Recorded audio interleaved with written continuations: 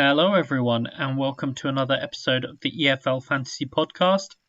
My name is Angus, And my name is Dan. and we're here for another episode. This time around, we're going to be talking the opening fixtures for each team and a little bit about boost strategies as well, in terms of potentially good weeks to play some of the boosts.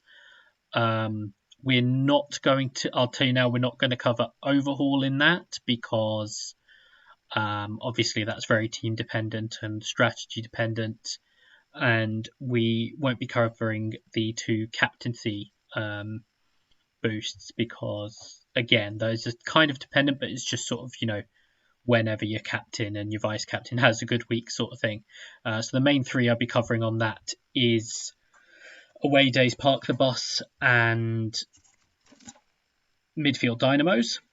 But before we get too far into that, Dan, how are you? Yeah, I'm good, Angus. Well, I say that I'm currently got COVID, so not great. I'm better than I was 3-4 days ago.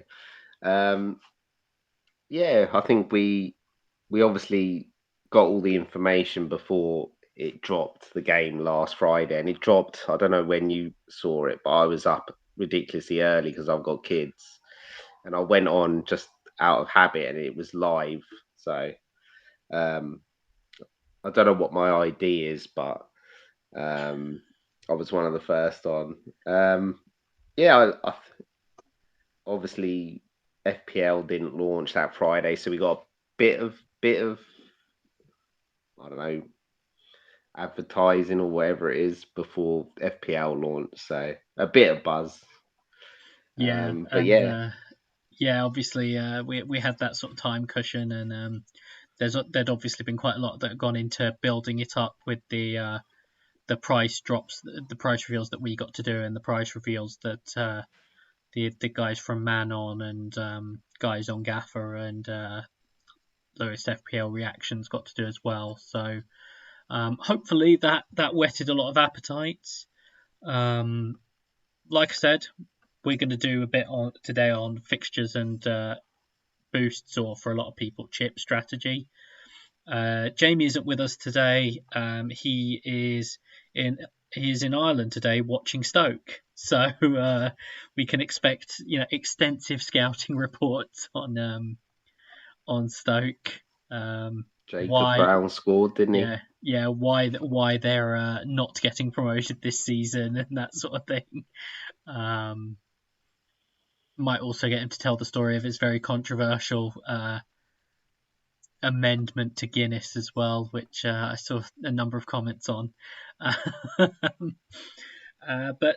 we'll get right into it. Dad, do you want to start with the fixtures or the boosts? Um, we'll start with the fixtures because they sort of tie in with the boosts. Yeah, I'm guessing, Angus. Um, so what I did is, and it was actually Handy Flair in on Twitter. If you don't follow him, I suggest you do. He done using FF Stuff's sort of fixture ticker. He sort of you can make your own graphs, well, like tracker, and he's done one using XG and XC. So he's got two of them. I'd highly recommend getting them. Um, and I think some of the best teams for the for I'll do first 4 weeks. You've got Coventry, Bristol City, Preston, Norwich, Rotherham, Blackpool, and Swansea. Um, Norwich is obviously the main one, isn't it? I think as soon as we saw the fixtures, if you don't have Pookie, then I think you could be in trouble. Obviously, there's the Buendia thing. Aaron's is quite popular, and there seems to be. I've seen a few with double Norwich defence or midfield. Rashika or Cantwell seems to be quite involved in pre-season. Um, and then Bristol City have been quite popular. I've currently got three in my team. I think there's a mixture of Byman, Wilson, Naismith, Scott. Haven't seen too many of Martin. If you've got Semenyo, take him out. He's missing the first few games. Um, Coventry quite popular, even though Victor and O'Hare have had a lot of transfer speculation. I've seen Bidwell, Moore, O'Hare, Gordon, Victor. So yeah, those are probably the three that I'm looking at. Is there any more, Angus? I mentioned Swansea. You got the Piero and Obafemi. Yeah, I mean they've obviously got a good start. I think it's interesting because a couple of these teams you sort of think, oh, they might have decent starts, but it depends how good a couple of other teams are. Yeah, Like for example, I don't think they're great, but someone like Blackpool, they're not necessarily great themselves, but with sort of Reading opening up, Stoke, how good are they going to be? Swansea, QPR, like that's not necessarily a bad start. Like I say, it's going to be tough to justify having a Blackpool player in, but it's just that sort of team that could be interesting. Another one, for example, I've seen a few people looking at is Preston. They start with Wigan, Hull, Luton, Rotherham. Like in theory, that's quite a nice opening run. One thing I thought we might just sort of do briefly on the fixtures though is just sort of run through each team.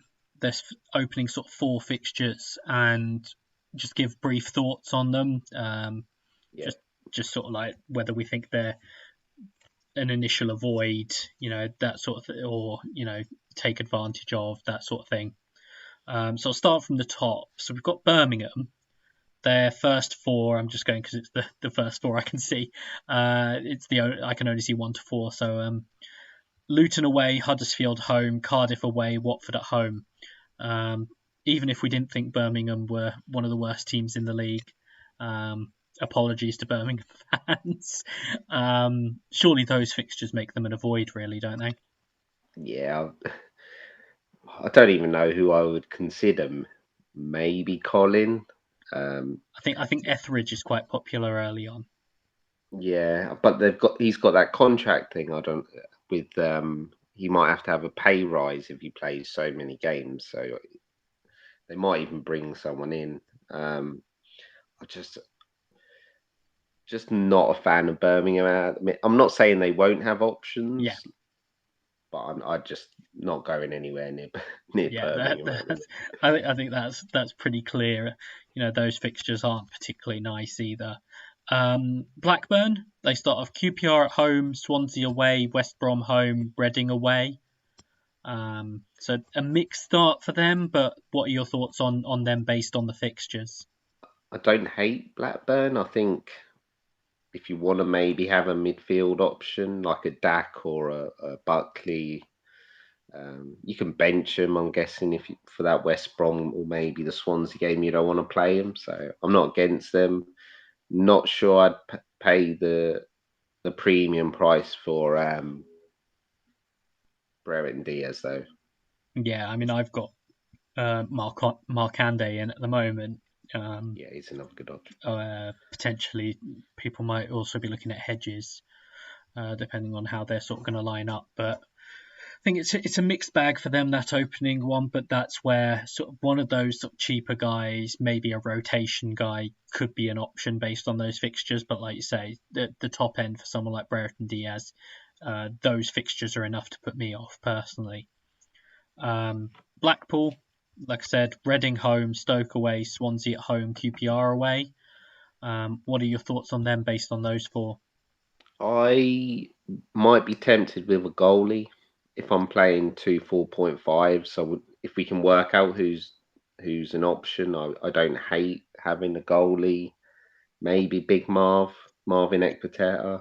Um, Anyone else, I don't think I would. Bowler, is he going to be there? I think the goalie is the most likely for me. Yeah, I think that's fair. Maybe one of the defensive ones. A couple of those games they could potentially be decent, particularly to open up.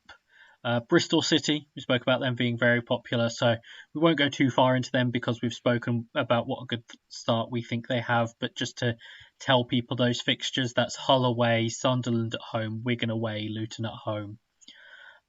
Burnley, We've got Huddersfield away, Luton at home, Watford away, Hull at home. So Dan, what do you think about them based on those opening 4 fixtures? I don't love it. Huddersfield away, they were quite good defensively. Obviously, Corberan's now left, so are they going to be as good, Huddersfield? Home to Luton. I'm guessing Luton are just going to try and keep it tight, and then we'll see how it goes. Maybe defensively for Burnley with those games, I think, but there's a lot of question marks, isn't there? Like I've got Roberts, but he's going to be playing in a 4 at the back instead of 5. So is his points even going to be that good compared to the last time he was in a Gaffr asset? Not sure. Twine played up front, but unless he plays, because apparently they play 4-4-2, unless he plays in up front and drops into the 10, I don't see how he gets the best out of him. I don't know about you, Angus, with Burnley. Yeah, I think depending on what people's sort of strategy is, they're an interesting one because we don't really know about sort of Huddersfield in that opener, then Luton, then Watford, and then Hull game week 4, and I think 4, 5, 6, maybe even 7. There's a decent little run for them there. So, for example, some of the people, particularly with some of the fixture swings, who might be looking at something like a game week 4 overhaul, it might be worth going without them. Otherwise, it might be worth sort of just going, even with someone like a Roberts. Twine, if he is playing up front, could be a good option. But there's something about those opening, particularly 3, that makes me think maybe I might sort of try and take a look at Burnley first, and then sort of maybe around game week 4, make a move on them. The next one we've got is Cardiff. They play Norwich at home, Reading away, Birmingham home, West Brom away. So that's mixed as an opening 4. But what do you think of them based on those? I think I'd avoid it. They're signing so many players. The squad overhaul is massive. They've not even brought any strikers in really. James Collins still playing up front, and he was like 5th choice striker last week. Yeah, it's a wait and see. That Norwich is a massive turn off in 1 and West Brom in 4. I do like a couple of their signing, what Romain Sawyers and Rinamota now in, so maybe they're looking to control the game. Rules in there as well, so it'll be interesting, but they're a wait and see Yeah. for me. If someone's really looking to jump on sort of for 2 and 3, then I understand it, but those sort of games in 1 and 4 would put me off a bit as well. Coventry, we've spoken about briefly, with Sunderland away, Rotherham at home, Millwall away, Wigan at home. So I think you said before, it's a really good stretch for them. I think that they're one you really can look at. O'Hare, Victor, Godden, Bidwell, as you said, all of them could potentially be options. So we've mentioned them, so we won't dwell on them too much. But I do think it's a nice opening stretch for them. Huddersfield, obviously we've mentioned. We'll cover briefly. Corberan has gone. Schofield has taken over. Sort of stepped into the main job, which apparently was always the plan, albeit not yet. So it'd be interesting to see how that goes. But a couple of players could be on the way out. They've just started bringing in players. They brought in, I think, a couple now. So we'll see with them. But in terms of the fixtures, they start off Burnley at home, Birmingham away, Stoke at home, Norwich away. Dan, what do you think about Huddersfield based on that opening 4? Before Corberan, the announcement was made that he was leaving, they were an avoid for me. They could lose O'Brien, they could lose Toffolo. You've got Burnley game week 1. Stoke's not going to be easy. Sorry, Norwich. I'm reading the wrong one. That's tricky. Even for defenders, they're playing decent side. So Huddersfield are a massive wait and see for me now. Yeah, I think that's where the fixtures are convenient in that they've got a bit of a tough opening. So the fact that it presents an opportunity to get a look at them before we might want to get into them, I think actually probably does us a favour in that regard. Yeah, So definitely they're a wait and see, but I think that could be quite handy actually. Hull, rapidly doing business now. Hull, yeah, they start off Bristol City at home, Preston away, Norwich at home, Burnley away. It's worth noting they also then play West Brom away in game week 5, so that they yeah. have a stretch of Norwich, Burnley, West Brom. Is there anything in those opening two worth making them worth picking, or are they another one to stay away from initially? I think you want to sort of plan a bit longer than 2 game weeks when you Yeah, start. It is a shame because you look at Bristol City and Preston and you're like, well, if I was going to say Lewis Potter, but he's going to probably be gone. Lost Honeyman as well. Some of the players are good, but the two I've mainly been interested, or three I'm excited about, is Baxter, who they got back in goal, um, Figueiredo, and Seri. Well, they're not really Gaffr options for me. So no, I think they're a wait and see Hull. I am intrigued to see what business they do attacking wise, but I think you can afford to wait and see now. yeah. Particularly, like I say, with that 3-4-5 Yeah. stretch of Norwich, Burnley, and West Brom. Um, Luton, they start off with Birmingham at home, Burnley away, Preston at home, Bristol City away. Um, we'll ask you about your thoughts on that opening for Luton. It's a decent opening, isn't it? What, 3 out of 4? Yeah, You'd probably expect us to score in, probably keep a couple of clean sheets as well. Still got to probably replace Naismith. That's the one position Jones says we're still looking at, centre half. But apart from that, we're near enough done transfer business wise.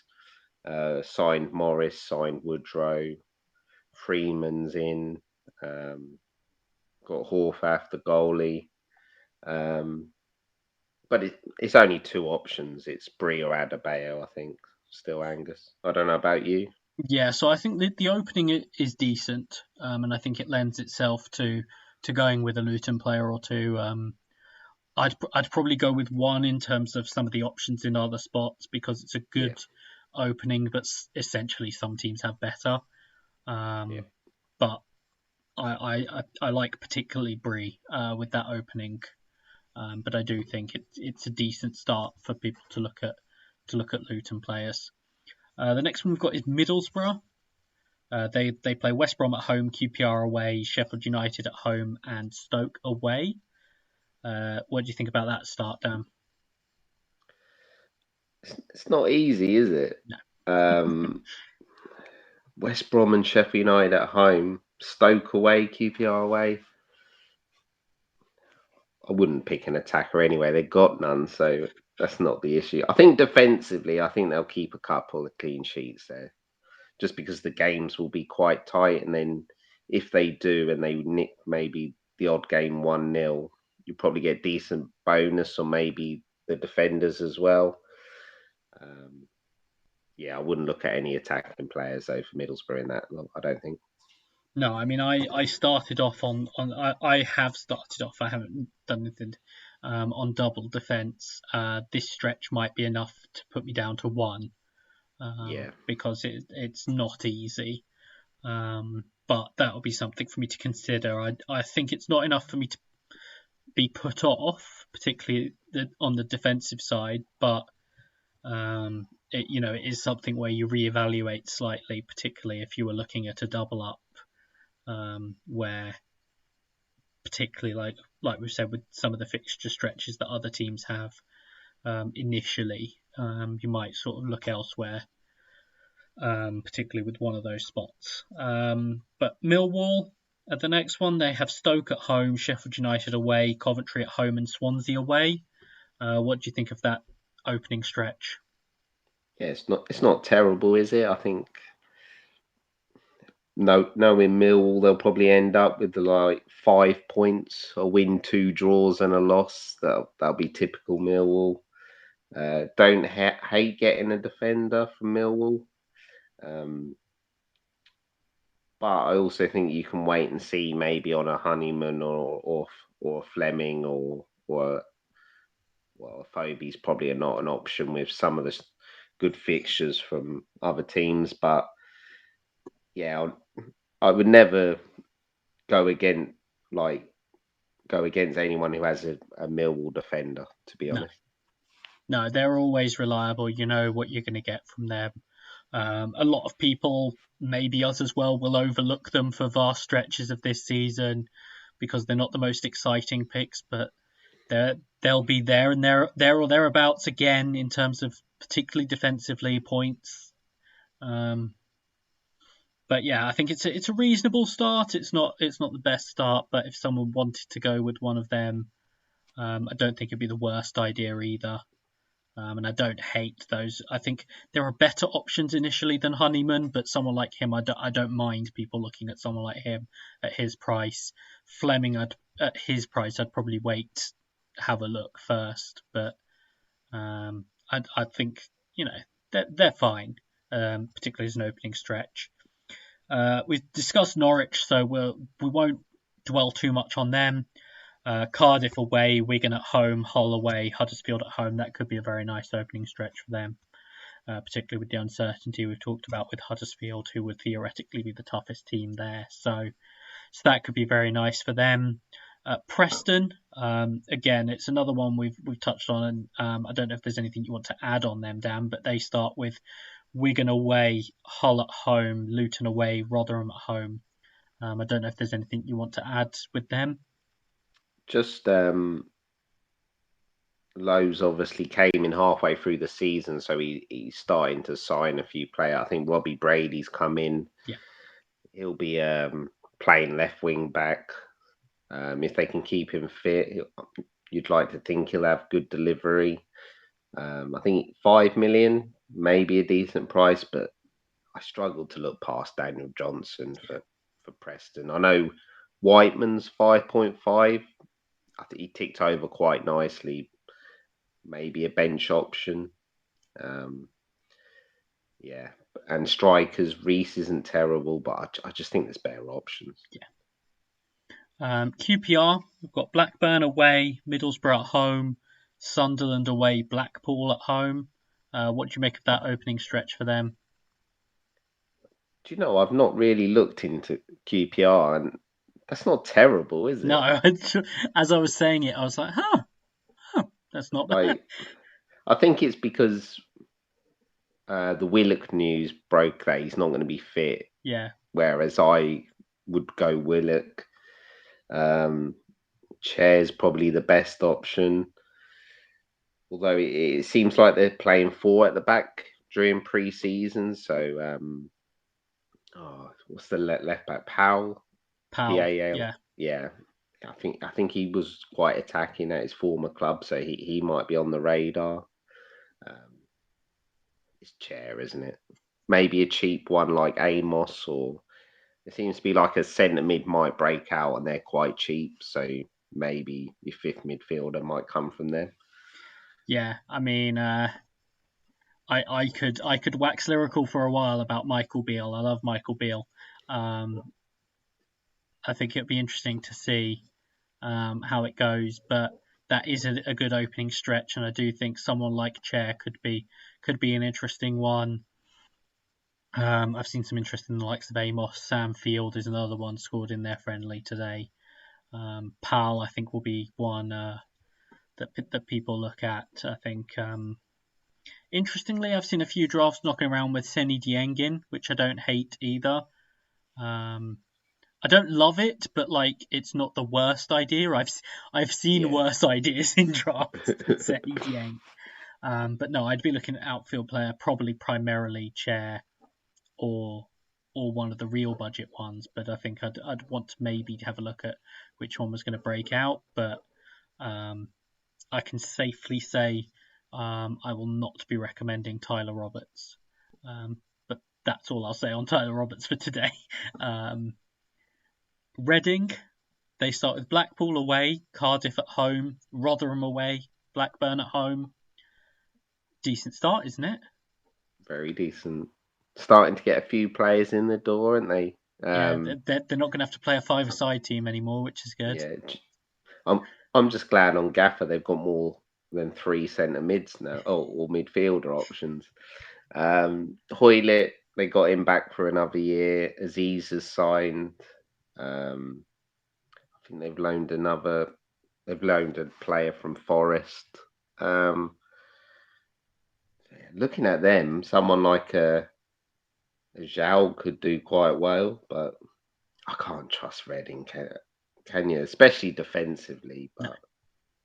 do you know, Lumley will be popular with them though. I'm not advocating that, but No. I think he's going to be popular if you get Yeah, 4.5.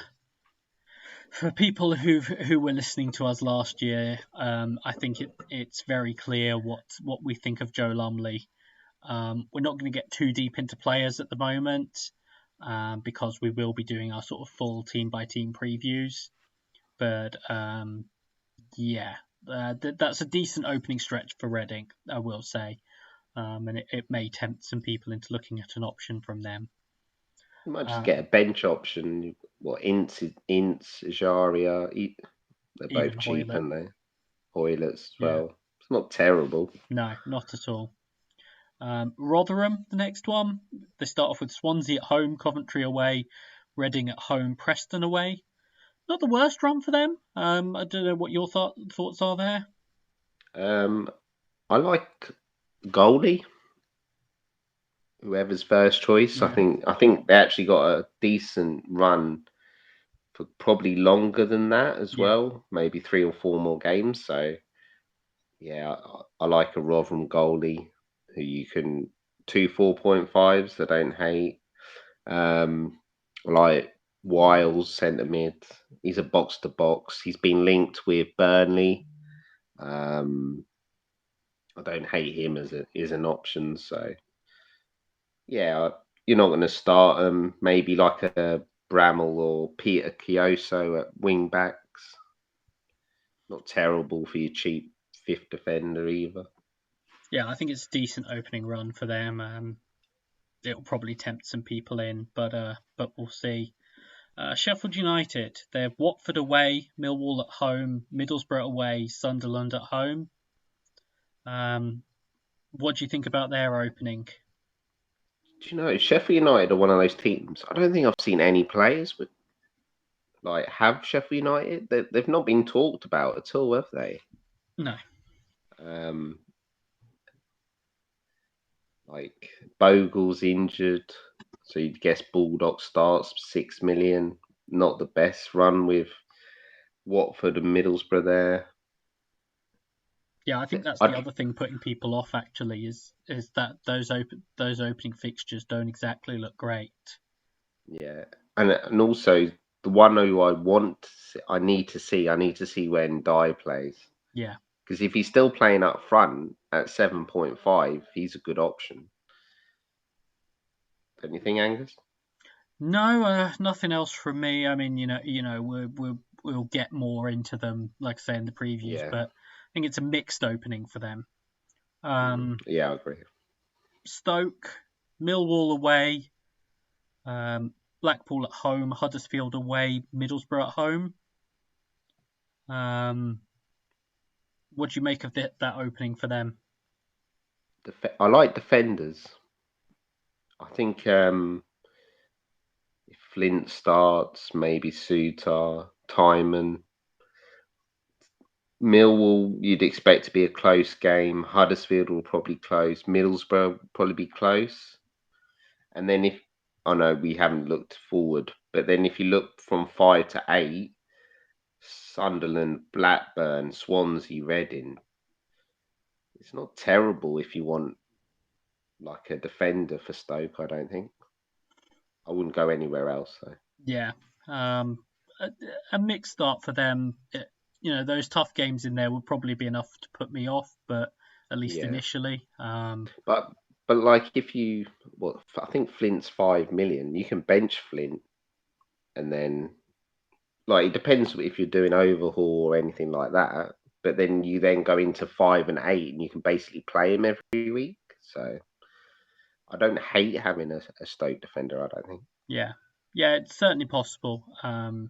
Like I say, I'm a little bit skeptical of that opening run, but Mm, um, it's not completely ruled out. It's just yeah, again, particularly with some of the other runs, it might be that it sort of dovetails with someone with a good start. Their fixtures getting a bit worse, that sort of thing.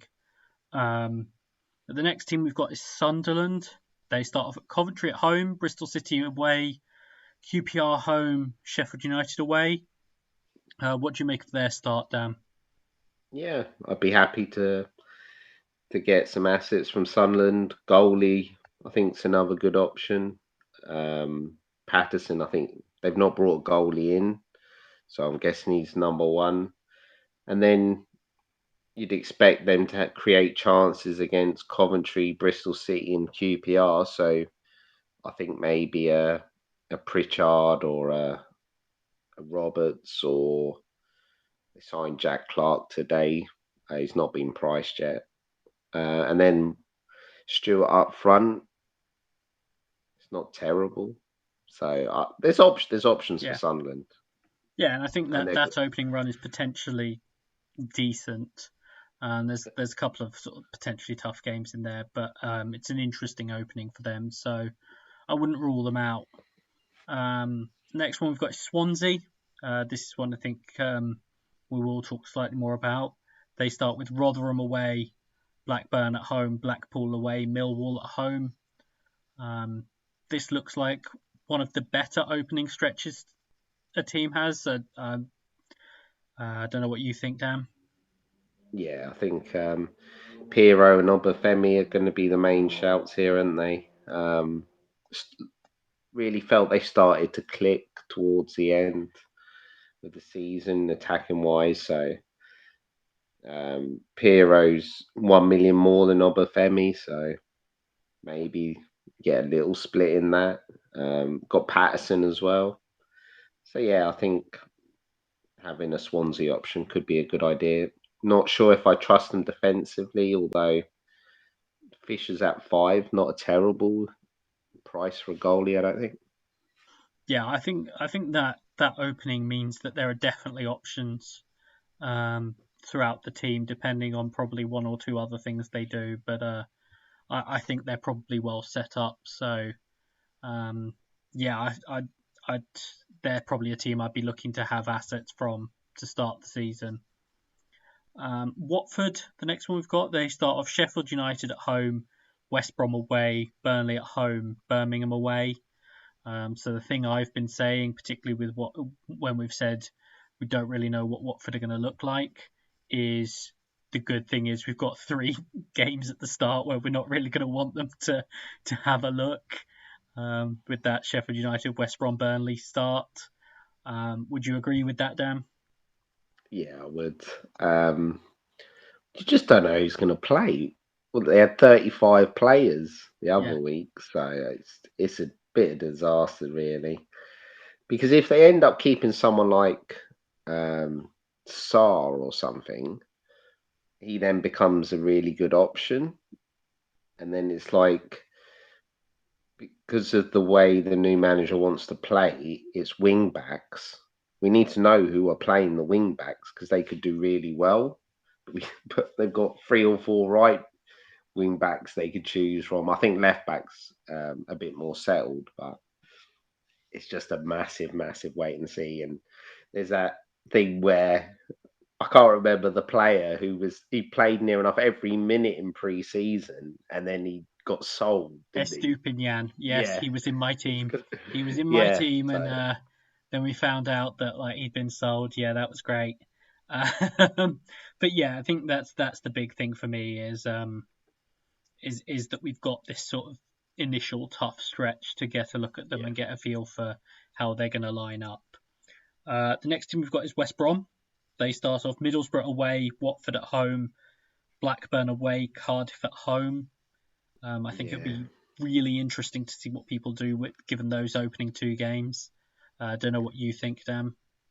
I think what you might get is, I think you might get someone punting on a Wallace and a Swift, who they're just going to keep him there, and they're quite happy to keep him for a long time. And if that's the case, then that's fine, isn't it? Like, you can, if anything drastically happens, you can just come down to anyone in the game, basically. Um, if they'd have had nicer fixtures, you could have then about the DK and Grant, but they're just too much money with that set of fixtures to go for them, I think. Yeah, I think that's the big issue, particularly with the opening couple of fixtures, is if you're just wanting to hold one of them regardless, particularly maybe one of the midfielders, then that's fine. Those opening couple aren't bad enough to stop you from that.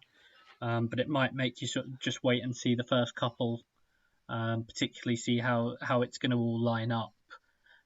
We think we have a good idea, but just sort of confirming that or whatever, it might give you an opportunity to do so before then deciding which ones you're going to go into. The last one we've got is Wigan. They have Preston at home, Norwich away, Bristol City at home, and Coventry away. It seems like a decent start, but what do you think, Dan? Yeah, I'm going to say the same. Goalie Amos. I think he's pretty much guaranteed to play. And then you've got strikers. I forgot their name. Who's the striker? Lang. Callum Lang, super Callum Lang. striker Callum Lang, And and yeah, Will Keane. Will Keane. Yeah, I think Amos is the one. Maybe De Winker, the right back. I think he's captain. Gets Yeah. fooled quite a bit. But yeah, I'm not in a rush to get Wigan. But I No, I think they're think decent there's enough of a bench mix in options. that opening where you're probably going to be sort of having a look at them. But yeah, so that's all the fixtures, the opening four for each team. So we've given you who we like and we've sort of talked through each one. Now, almost 40 minutes into the pod, we're probably going to get to what a lot of you have come here for. We're going to talk about the boosts. So obviously, this first set is to be used from game week 1 to game week 15. I'll just start by giving you the 6 boosts. It's Overhaul, Captain Fantastic, Multi-Captain, Midfield Dynamos, Away Day, and Park the Bus. So for those who are new, maybe haven't had a look at the boosts on the site, Overhaul is the same as a wild card. That's quite self-explanatory. Captain Fantastic is basically the same as a triple captain. It's your captain times 3, your vice captain times 2. Multi-captain is your captain, your vice captain, and your emergency captain are all times by 2.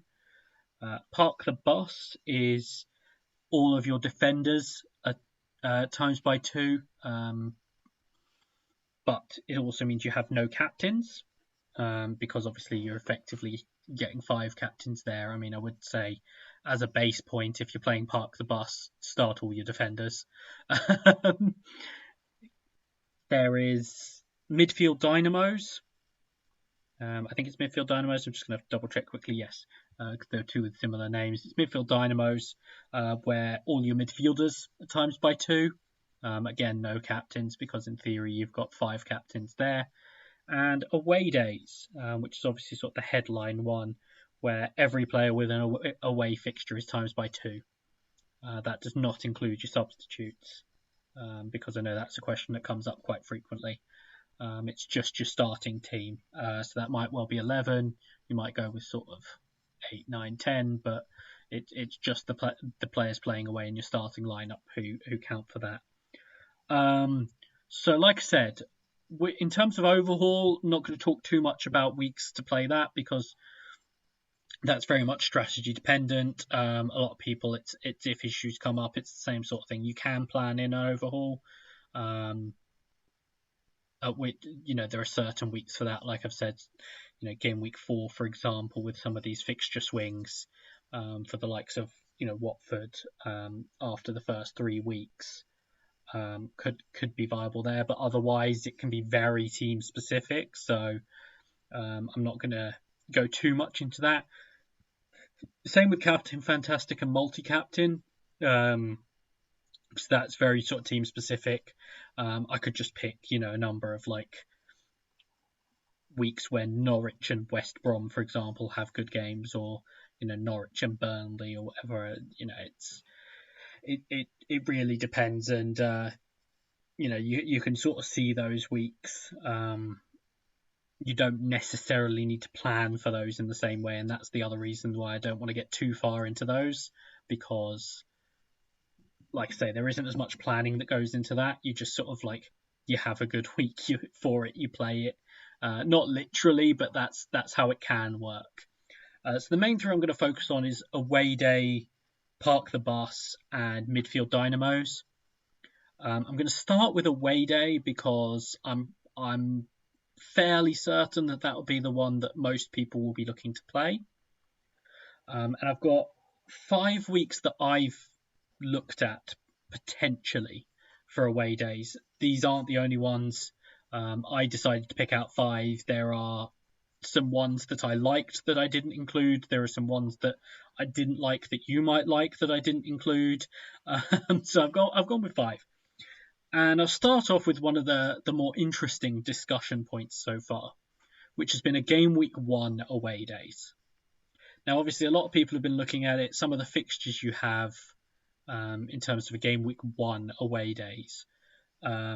Bristol City away at Hull, Burnley are away at Huddersfield, Coventry are away at Sunderland, Norwich are away at Cardiff, Preston are away at Wigan, QPR are away at Blackburn, Swansea are away at Rotherham, and West Brom are away at Middlesbrough. In terms of those are probably the teams, and I've named quite a lot of the teams that are away that week, but I think that's part of the reason it appeals to people, is that those are the teams that you'd be looking at having players from for an away days.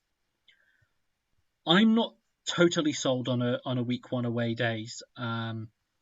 Dan, before I get too far into it, I just wanted to ask your thoughts on a game week 1 away days. I can see why people would want to play it. You don't really have to plan, and then you can, in theory, you'll be basically double everyone else, and then you can use points hits to get out of it. I don't hate it, and it's an option. It's just week 1 is so unpredictable with the lineups. You could end up playing, I don't know, 7 or 8 away days and having to use some of your bench players. I'm not sure. I don't hate it, but I think there'll be better weeks to play it. Yeah, I think that's the big thing for me, is there's a little bit more uncertainty than I would be comfortable with. I also think that there are subsequent game weeks where a lot of the players that you're looking at for game week 1, not having to wait too far into the future, but subsequent game weeks where a lot of the players you're looking at for away days in game week 1 have away fixtures again, potentially better away fixtures. So that's where it might make me shy away from game week 1, but I totally understand, particularly the extra excitement factor, hopefully getting a big score right out the gate. You see yourself high up the leaderboard. I totally get it. And then you sort of get on with your planning, because this is the main one that people will plan around, or a lot of people will plan around. So I do get that. But personally, I'd be a little bit wary of it, particularly with some of the uncertainty. We've seen in one friendly so far, Scott Twine starting up front. People look at him, with the game week 1 lineup drops and Scott Twine isn't in it, for example. All of a sudden, that's one of your spots down. Even though he could come off the bench and return, it's one that you really want sort of, to be maximising it. which is where the opportunity up with away days is where I'd want a bit more certainty than game week 1 gives you personally. Game week 3 is another one that I just wanted to flag up, particularly if you're looking to spunk one early. So Bristol City again are away at Wigan. You've got Norwich at Hull. You've got QPR at Sunderland. You've got Swansea at Blackpool, and you've got West Brom at Blackburn. So particularly West Brom, Norwich, Bristol City, Swansea, you could have the makings of basically a whole team there with those 4 teams, sprinkling QPR, maybe one or two others, with decent fixtures there.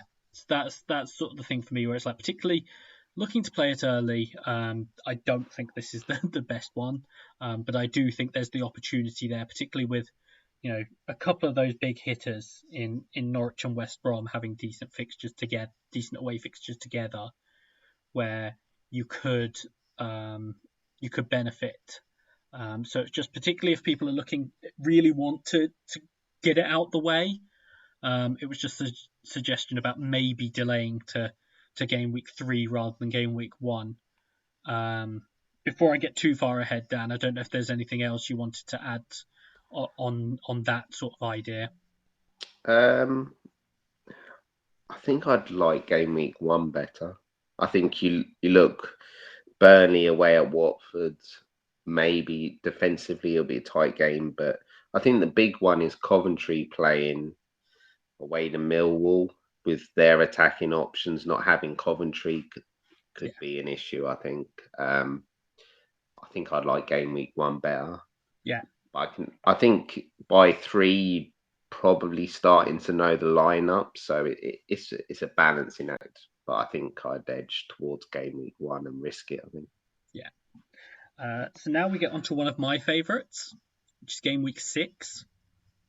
So in game week 6, Bristol City are away at Blackpool, Burnley are away at Wigan, Coventry are away at Hull, Norwich are away at Sunderland, and West Brom are away at Huddersfield.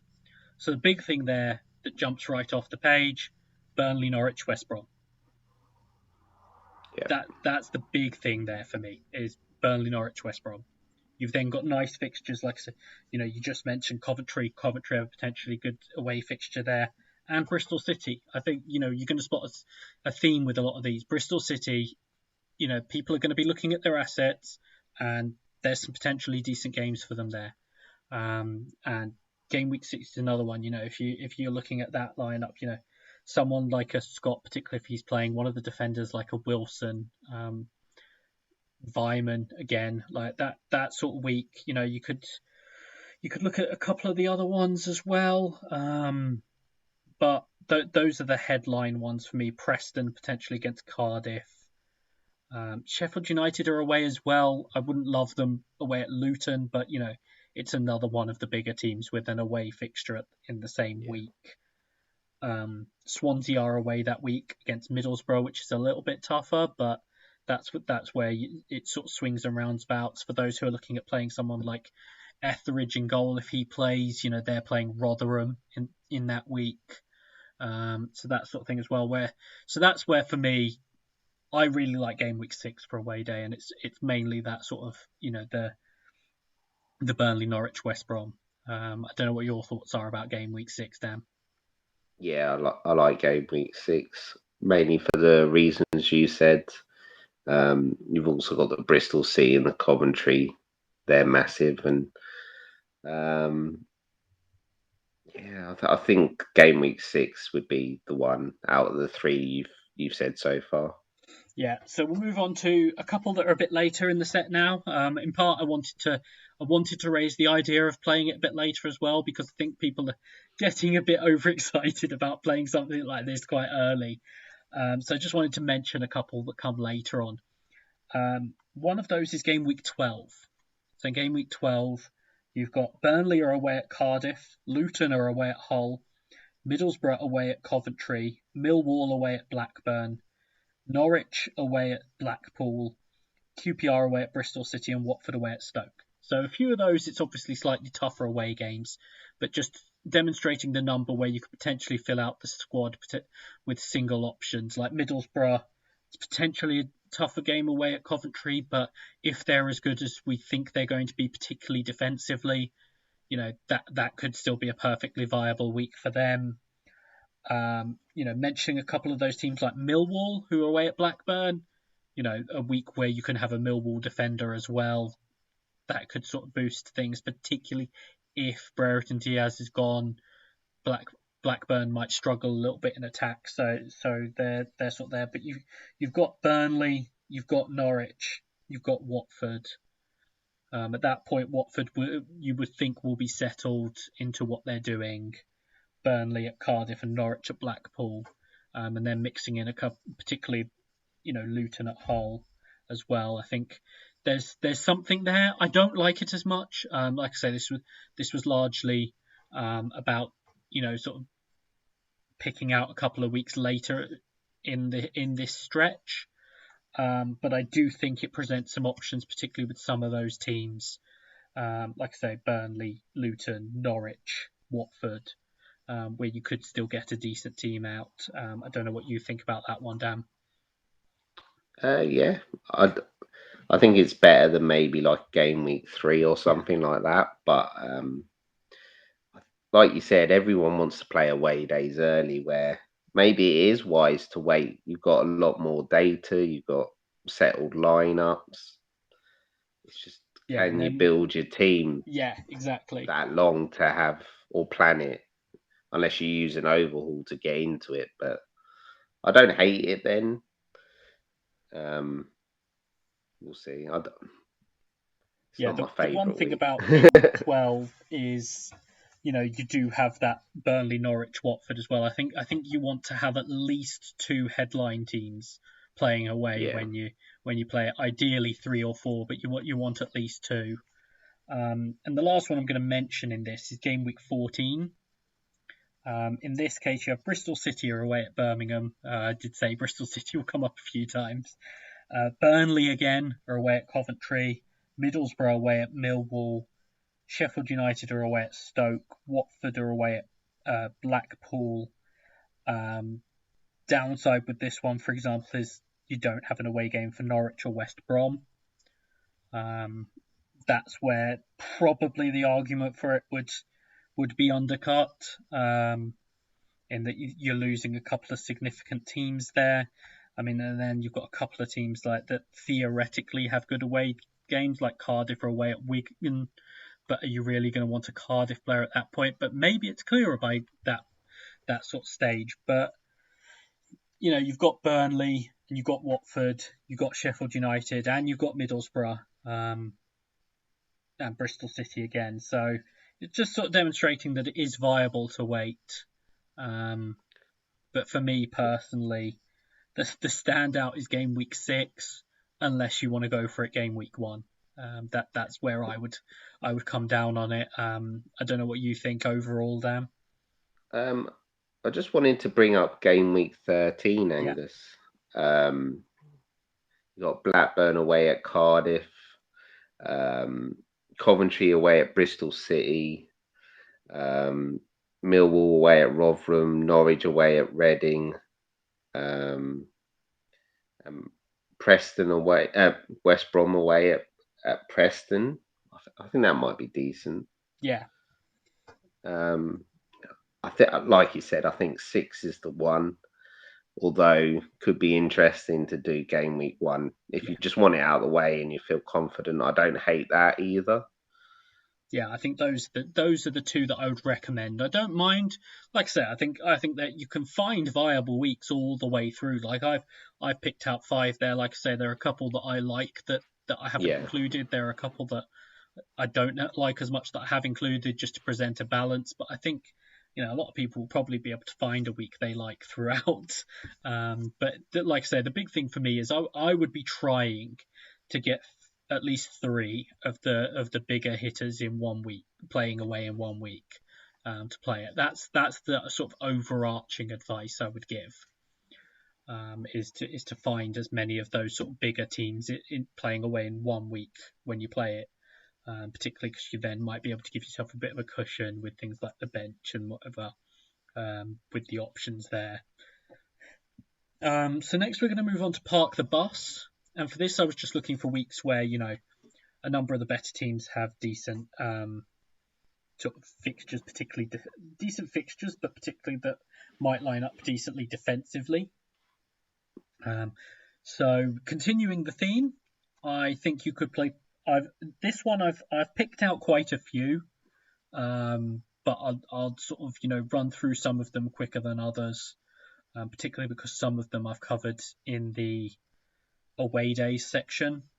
So for example, game week 1, I think that's another one. Park the Bus. A lot of those teams that have been mentioned, your Burnleys against Huddersfield, Bristol City against Hull, Coventry against Sunderland, added in Luton against Birmingham, obviously because they're at home that week, Norwich, Swansea. I do think that's potentially a decent week to go with Park the Bus as well. Maybe if you think West Brom Middlesbrough is going to be sort of a low scoring opener, that could help. That could help on that front as well. So I think that's an interesting one. Game week 4 is another one. You've got Burnley who play Hull, Coventry playing Wigan. You've got Luton playing Bristol City. You've got Middlesbrough playing Stoke. Got Millwall even potentially against Swansea, although I think that could be tough for them, but they're always a potential option. You've got Norwich against Huddersfield, Sheffield United against Sunderland, you've got Watford against Birmingham, you've got West Brom against Cardiff. So I think the big thing with that week is there's a lot of options on the table with teams. So that's why I like game week 4. But I think with a lot of these, it's sort of like just finding where, the same teams line up. Your likes of Burnley, Middlesbrough, Millwall, Norwich, Sheffield United, West Brom. For a lot of them, it's the same teams. So just to mention a few rather than sort of reeling through the fixtures for every single one. The other ones that I wrote down are 5, 6, and 7. I think are all potential weeks, which particularly if people are looking at that sort of range, playing a boost, that they're all viable. And then if you weighted ahead to 10, 12 that I mentioned, and Dan also mentioned potentially for away days 13 as well. I think Park the Bus, it's you still have to plan it in, but I think it's much easier to find your way to a week, and there are lots of weeks where the teams can come together in a decent week. Like I say, I like a couple of them, like 4, or potentially getting into 5 or 7, particularly if you plan to play away days in 6. There's potential idea to overhaul to play the other 2. You would be out of boosts early, but it might be the best way to maximise them. I don't know what your thoughts are with regards to Park the Bus, Dan. Yeah, I think it's more. I might just wait and see for Park the Bus, because I'm going to try not to use all the boosts early and maybe just keep one. Because I think maybe a lot of the time last year we had set weeks where we thought it was the best week and it ended up not being. And if you use your boost in a week where maybe it's not the popular, you can actually make a massive gain if the other boosts. So I think I'm more likely to play away days early just because of the planning and things like that. Whereas Park the Bus, I think 4 or 5 at the back will probably be quite popular. So I don't think you'll need to do a lot of work for it. So I might try and leave that one till the end. Yeah, like I say, last 5 game weeks. Yeah, like I say, I've managed to come up with 8 there. Yeah. And I probably could have listed more, but I think it's like you say, you can almost stumble into a Park the Bus. Yeah. Ideally you'd plan it out, but it is one that you can stumble into and just end up in a good week to play it. And those can often be the best ones, where you just sort of look at the way your team is sitting and thinking, actually, this would be a great week to play Park the Bus, and it can be as simple as that. So yeah, it's just sort of giving a clue that there can be quite a lot of weeks to play it, and they can range from right at the start to right near the end of the first set of boosts. Also, people got to remember with what happened with COVID last year, there were so many double game weeks that it was obvious when to play your Yeah, boosts. This is what hopefully we don't have COVID as bad, so they'll be playing most of them in single game weeks, yeah, which makes it, if you pick the right game week, you get a massive boost. Whereas there was no advantage really last year. yeah, exactly. Last one I'm going to touch on before we get into the questions. We will be running a bit long today, but You know it's going to happen. yeah. For people who haven't listened before, it does tend to, despite our best intentions, roll on a little bit. But we're almost certainly only giving you sort of one pod this week, so make the most of it. Break it up into chunks if you want to. And you must be getting bored of FPL by now. The drafts with the made up prices followed by the drafts with the real prices. So the last one I'm going to talk about is Midfield Dynamos. So I tried to pick out a number of weeks where you sort of your better midfield assets would be playing potentially decent matches. So the first one I came up with was game week 4. So you've got the likes of Burnley are playing Hull. We've talked about sort of your Norwich playing Huddersfield. Preston we've mentioned potentially they're playing Rotherham with someone like Daniel Johnson, potentially someone like Patterson, with Swansea playing Millwall. It's not the easiest game, but could go well there. Big ones there. Watford are playing Birmingham and West Brom are playing Cardiff. So that's sort of where it could really help. Coventry playing Wigan is the other one in there. So you could put together. That looks really good, actually. Quite a decent midfield dynamos in that week. Yeah, I like that one. Another one is game week 5.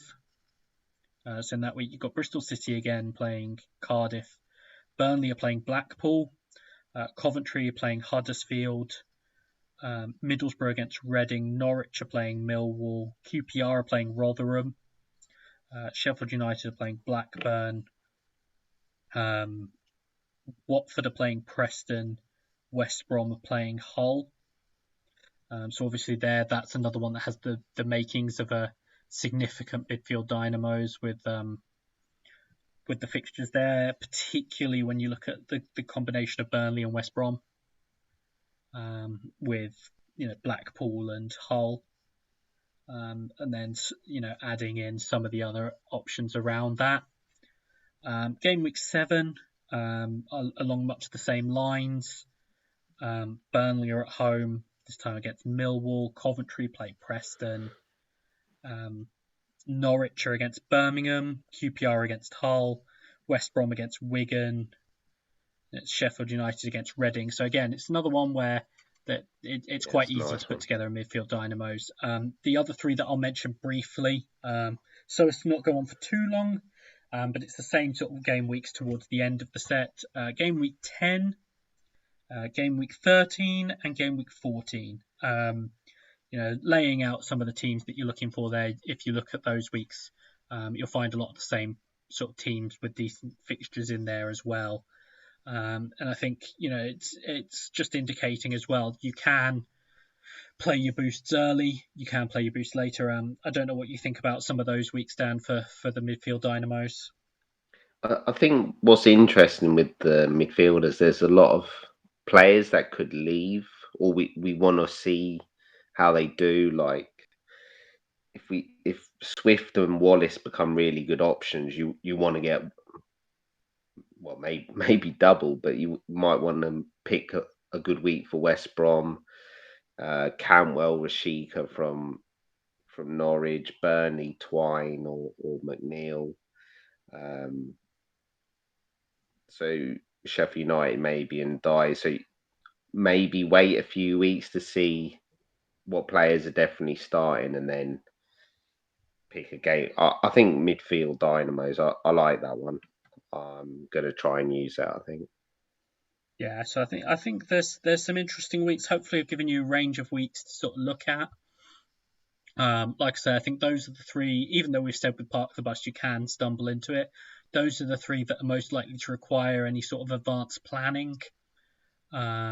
So just wanted to sort of run through, give you some weeks to potentially look at there, to hopefully aid you in your planning. And it might well come up in the questions, which we're going to get onto now.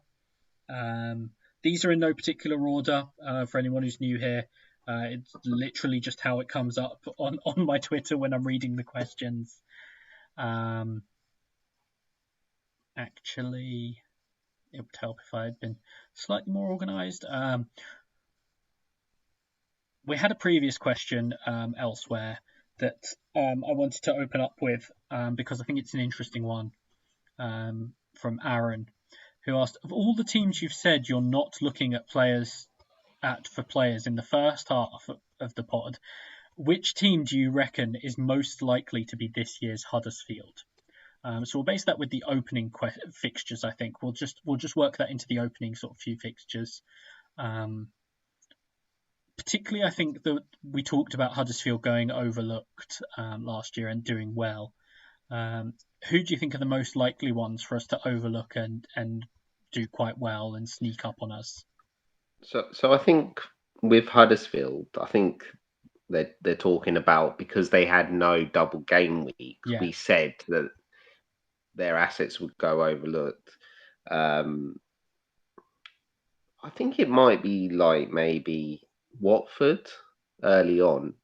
If you find out that maybe the right wing back and Gatia's playing every week, um, and you think he will play every week, if you pick him and he does well, I think they could do quite well. I know they've got hard games, but we think Watford will probably be a top six side. Can they get 7 points from those games? Yeah, of course they can. Can João Pedro or Nketiah or anyone like that score points? Yeah, so I think maybe like a Watford, just because their games are hard and they've been so unpredictable that they'll go under the radar until they're more settled. But I think if you know the team, I think you could make gains from them yeah. I'm if going to they did say that, well. whenever we talk about someone being overlooked, particularly that like overlooked even while they're scoring points, which was part of the thing with Huddersfield, doing quite well. I'm going to say Millwall because they're the one that come to mind Yeah. whenever I sort of think about teams being overlooked. So yeah, I think Millwall will be that. So now we're on to the Twitter questions. The first one is from James Wood. James, I promise I am going to sort out your your cup victory prize. I will be sliding into your DMs very soon to sort that out. So, but he has asked the big strategic question for me is whether Jamie will bother showing up for this pod. We need to know his hot tips for the season so we can avoid them. No worries if he's still away focusing on his FPL team. So yes, Jamie is hard at work on his FPL team. No, he's away in Cork. He went to watch Hull. No, not Hull. Stoke. So He went to watch Stoke there.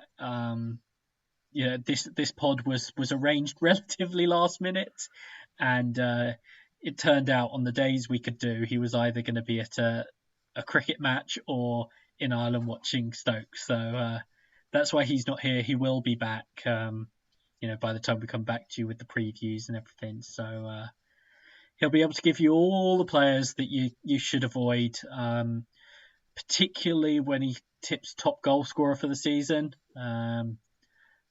Yeah, don't go along with that. For those who don't remember, he tipped Kiefer Moore to be the top goal scorer last season. So that's the biggest clue there. But yeah, he'll be back to give you lots of strategy decisions, and I'm sure once he hears this, he will be straight on to you to give you some of his strategy decisions, his strategy thoughts. FPL Frustration has asked, given the unpredictable nature of the championship, is it a sensible strategy to plan to not use any chips for the first 4 to 5 weeks until we know more about the teams, formations, players, etc.? That's what I'm thinking of doing. Looking forward to the pod. Well, thank you. It's always nice to hear good things.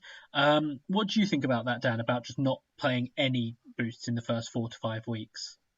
Yeah, I think that's perfectly fine. Get as much information as you can, and then, as you've mentioned, there's enough game weeks after game week 4 or 5 to use your 3 remaining boosts. You might either want to overhaul after 4 or 5 game weeks if you mucked up. I don't hate it. Like I said, I'm not in a rush to use my boosts. I might spread them out a bit more just to try and have a bit of fun. But yeah, I don't hate it, to be honest. Gain as much information as you can.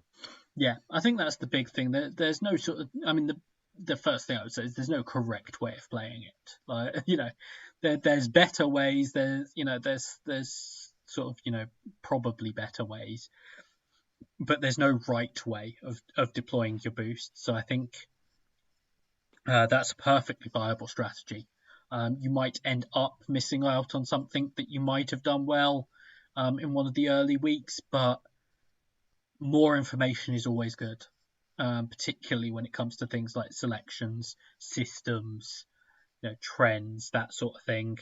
So I do think Got a lot of new managers yeah, as well during the summer. yeah. So So I think it could well work out for you. I certainly wouldn't say no, don't do that.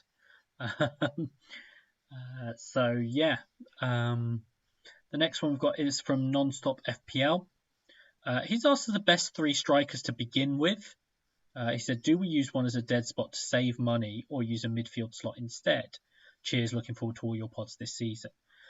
So I will say there's a few questions we've got about that are less specific to the start, because obviously we talked about looking at the early fixtures and boost strategy. We won't be getting into some of those because we will be doing full team previews. But for this one in particular, I think because we're talking about the early games, we'll touch on this briefly. The first thing I'm sure you would agree with me, Dan, is don't use one of your forward spots as a dead spot. If yeah, I say that with certain things, there's no such thing as the wrong way to play. It's probably the wrong way to play if you use one of your forward spots as a dead spot. They do so well in this game that I really don't see. I think you'd just be giving points away essentially by using one of those spots as a dead spot. In terms of the best 3 strikers to begin with, I don't know what your thoughts are on 3 or a slightly larger group than that, Dan. So I'm not going to say 3. I think Pookie's the obvious, Yeah, and he is with the fixture. If he stays, I'd pick Pookie, and then I think you can look at Vyman from Bristol City, Gordon or Victor from Coventry, Adebayo from Luton, Reese from Preston, Lucas Zhao from Reading, Stewart from Sunderland, Pirro or Bafemi.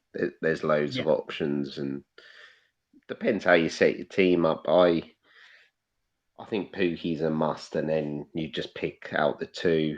Might be dependent on your boosts or things like that. But yeah, that's why you don't make your 3rd option as a dead option in Gaffr. There, you'll probably get over 10 people that will score over 15 goals. yeah. And with the bonus, the way it works, it's just do not pick a cheap striker. Yeah, unless like a really good option yeah, comes out. yeah. I think that's the big thing is you can. The closest thing to a dead spot would be sort of having a cheaper forward, but you still have to be actually using that spot for me. Yeah, Don't well, it's forget like the Victor done well, didn't he, yeah. last year? Don't forget the very good forward in the division as well, Callum Lang. Yeah, Another good forward. option for Wigan. Yeah. FF Joel has asked us a question. He said, which team do you predict will do surprisingly well this season? Any assets from that team that you would expect to emerge if you are proven correct?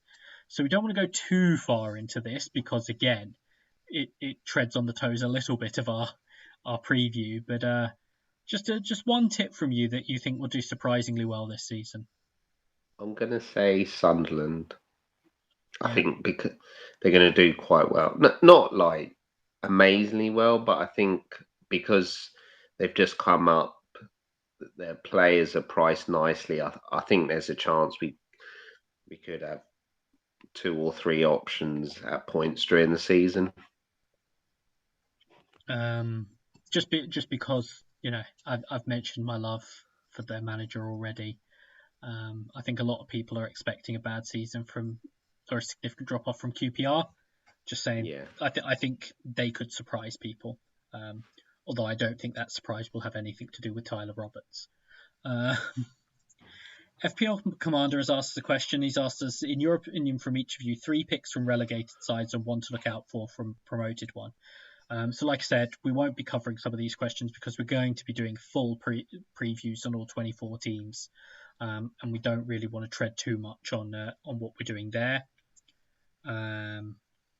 Shebedebedebet has also asked best budget defenders. Again, that's something we are going to get into when we do the team by team previews. So we're not going to get too far into that.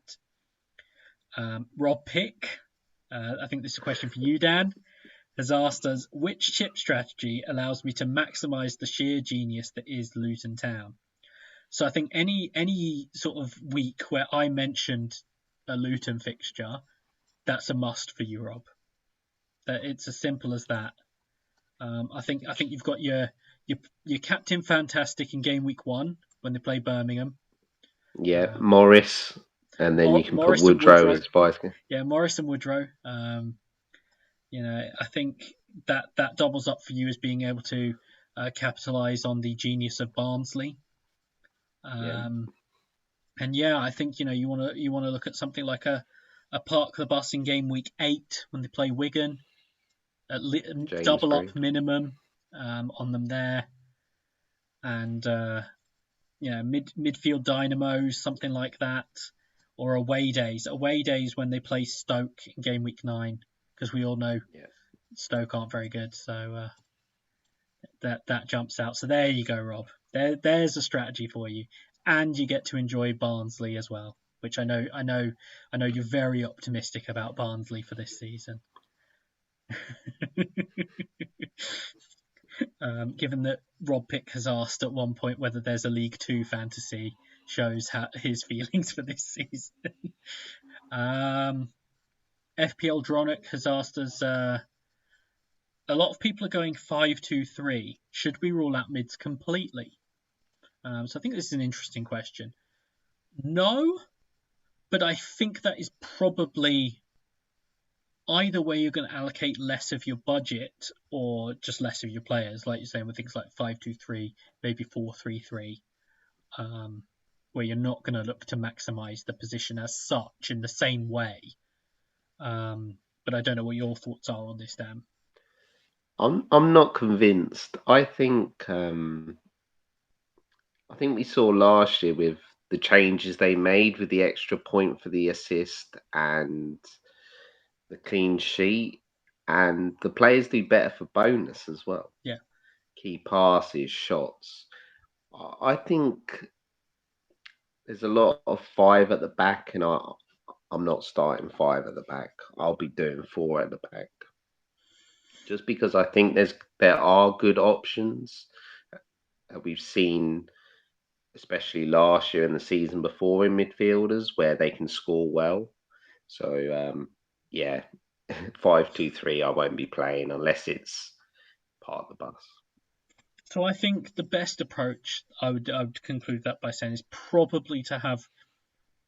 I mean, obviously you want something that's flexible, but I would say something that in any given week can be a 5-2-3 or a 4-3-3, depending on the fixtures. Because I think there will be weeks, particularly with some of the attacking fullbacks or wingbacks, where you get a week where it could be good to have all five playing. But I'm not so sure. Well, I mean, for example, game week 1, if you've got the likes of, Luton, Bristol City, Norwich, you could quite quickly put together a back five there.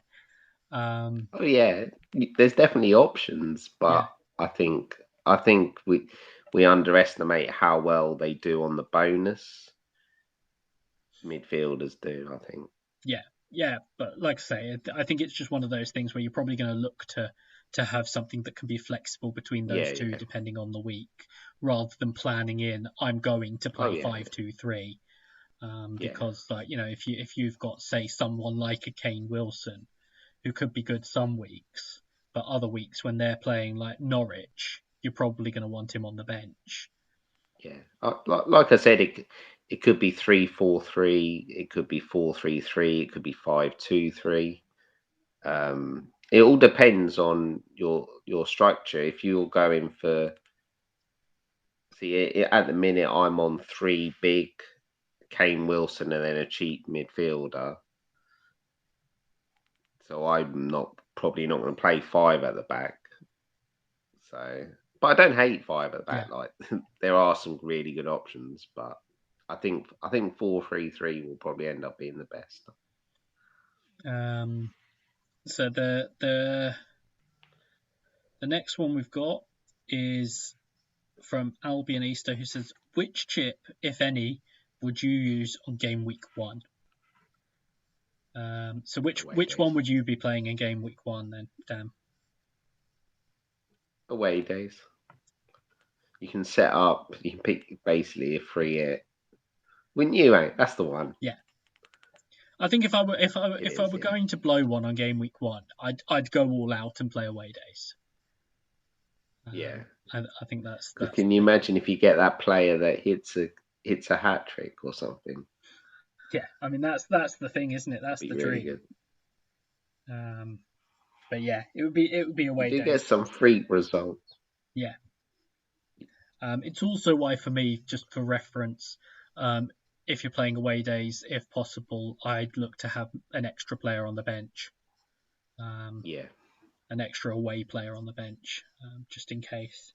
Which is probably why would be good to do it in game week 1, because you can make sure that 100% happens. Yeah, I'm coming round to it, Angus. You could have 14, 15 away players and just cover your bases. FPL Red Arrow Robin has asked us, what is the ultimate back five to start with? He has Aaron's, Toffolo, Giles, Townsend, and Bree at the moment. That probably wouldn't be far off. Aaron's, I think, will be very popular for game week 1. Bree will be very popular for game week 1. Townsend's an interesting one there, but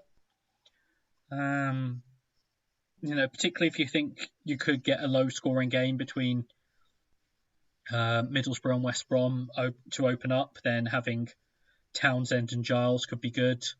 Toffolo obviously jumps out as one who could well be sold, where I wouldn't necessarily be looking at him, and I'd probably look for one that's a slight step down. I know we're talking about the ultimate defence, but I think you'd still want one that's a little bit cheaper, at least down to a 5.5, maybe a 5. I think Kane Wilson will be very popular. I think Timon from Stoke, I think, is going under the radar because he was a midfielder last year. Yeah, defender. Maybe someone from Swansea. You mentioned Bidwell. He's at Coventry. Yeah, but that's what I'm saying. Swansea. Oh right, yeah. Or Bidwell at Coventry. Yeah. I think there's a few options around there that are slightly cheaper. That I'd maybe look to have one of them in. But otherwise, yeah, I think you're very much along the right lines there. I think a lot of people will be looking at Connor Roberts as well. is the other one to mention Yeah. there. Renarid9 has asked us 2 questions. He says best away days week. Not got the balls to go to do game week 1. Listen back. I've given you some weeks there, including a preference. So by now you've probably heard what I think of this question. He's also said, also another question, when are you going to follow me back? This is from the pod account, I assume, which makes us might make us more stubborn about not following you back. So no, we'll have a look at who we're following and not following on the pod account. And the final question we have is from Mark Dorney. First, he asked, is this going to be on YouTube or just a podcast? Yes, it will be on YouTube. I have confirmed that too. And he said he's going to list the first one, and he said the best weeks for away days, please. Well, that was covered extensively earlier in the show. So that's all the questions. We've only gone for an hour and 26 minutes. But I think we've given you quite a lot of information there. About the opening fixtures and some of the best weeks to play the boosts. This might take probably a couple of listenings. There's quite a bit of information in there. We will probably be back with you in about a week. We will be getting before too long into our season previews, in part because the season starts in 3 weeks. So we want to give you guys time to sort of take them in and listen to them, but we don't want to record them too far out. So we'll give you a bit of an update on when exactly those are going to be. We won't be sourcing questions for those because we'll give you sort of the breakdown of every single team. We'll have categories in terms of sort of the best Gaffr assets and ones to watch, that sort of thing. So that will be the main sort of thing that will be coming up from us. We might have sort of 1 or 2 other pods to come, but that will be the main thing for us now. And we'll also give you an update on resuming sort of midweek spaces, which I know were popular when we did them last year. So we'll have an update for you on that, but we might come back to you with the odd sort of thing other than the previews, but that'll be the main thing we're working towards now. Dan, I don't know if you had anything else to add. No, just I enjoyed this, Angus, Yeah. and I hope you guys did too. It's helped me a lot. I know I've got to use 3 boosts somewhere. yeah, that's the number one bit of boost advice. I know I've sort of talked a lot about potential weeks and teams and whatever, but the number one piece of advice: make sure you use 3 boosts between game week 1 and game week 15. I know a few people who ended up burning boosts last year in different sets. So yeah, please do make sure you use all 3, even if you use them in 13, 14, 15. Please make sure you use them. But otherwise, we shall speak to you next time. Goodbye. Goodbye.